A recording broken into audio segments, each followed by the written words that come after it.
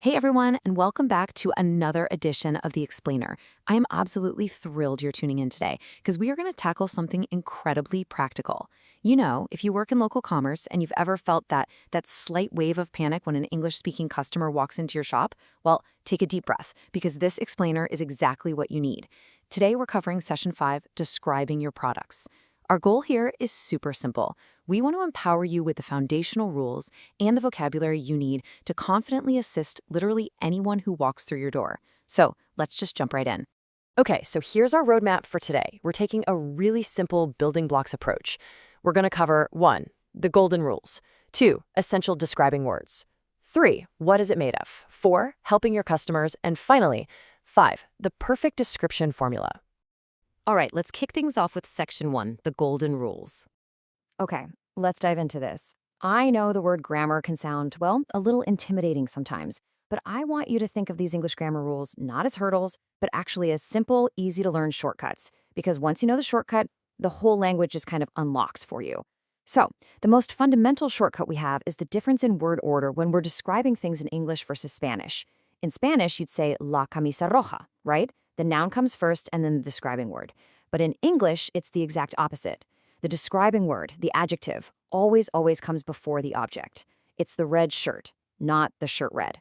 You'd say fresh bread, not bread fresh. A large box, not a box large. Seriously, just remembering this one simple flip is going to instantly make your English sound so much more natural. Now, if that first rule felt like a slight adjustment, this next one is going to feel like a massive relief.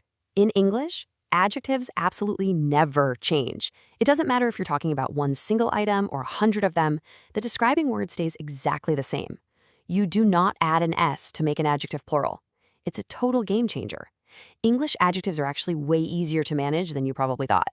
And this brilliantly illustrates exactly what I mean. Take a look. For the singular, we have a green apple. And then for the plural, we have 2 green apples. Notice how the word apple gets an S tacked onto the end to become apples. But the word green, it stays exactly the same. No change whatsoever. It is never a greens apples or news tools. It's just one less rule you have to worry about. Moving right along to Section 2, essential describing words.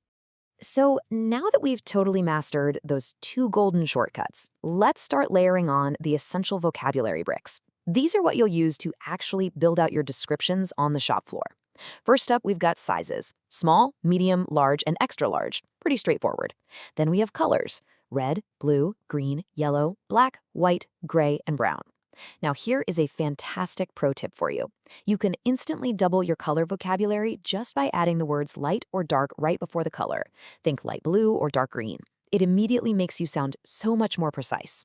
And finally, we have condition and quality: fresh, handmade, organic, new or used, cheap or expensive. You know, these are the exact specific words your customers are actively looking for.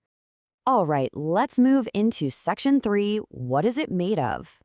You know, this is arguably one of the most common questions international customers are gonna ask you, whether they're looking at clothing, souvenirs, local crafts, whatever it is. And to answer it effortlessly, I really want you to memorize this exact phrase. Treat it like a simple, plug-and-play mathematical formula.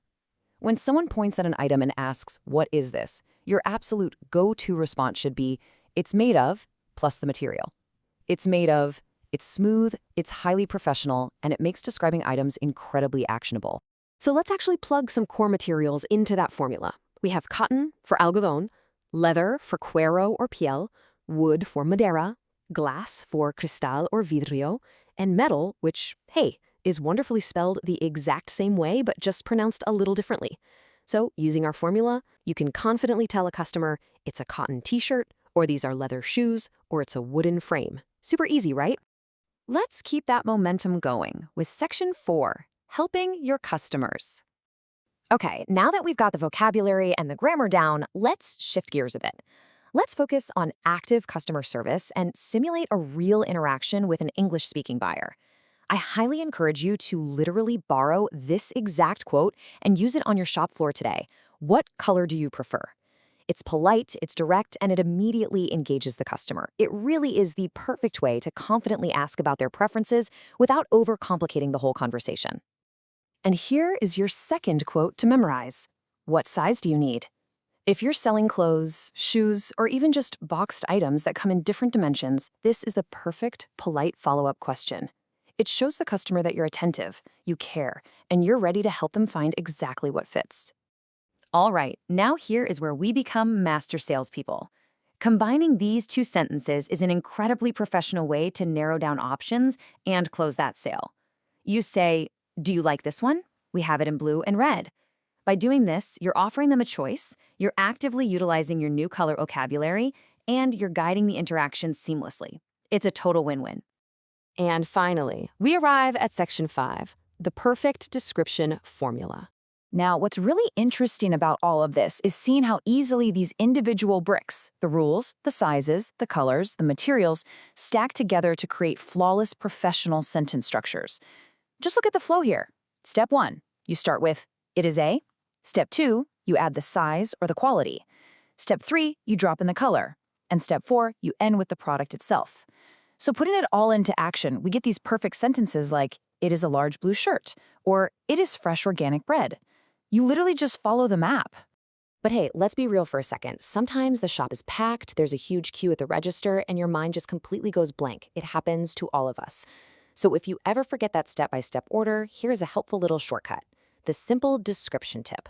All you have to do is name the product, use the verb to be, and then drop your describing word at the very end. The bread is fresh. The shoes are leather. The watch is expensive. It's perfectly correct English, and it gets your message across instantly without the stress. As we wrap up this explainer, I really want to leave you with a quick interactive challenge. I want you to look up right now, pick out 3 items in your physical shop, and describe them out loud using the formula. This is a color product. For example, this is a black pen, or this is a red bag. Practice them today, and I promise you, you're going to watch your confidence absolutely soar the next time an English-speaking customer walks in. But I also want you to ponder this. Once you've fully mastered describing your products, just how much more revenue could you unlock by mastering the art of the English upsell? Think about that. Until next time, keep explaining, keep learning, and I'll catch you in the next explainer.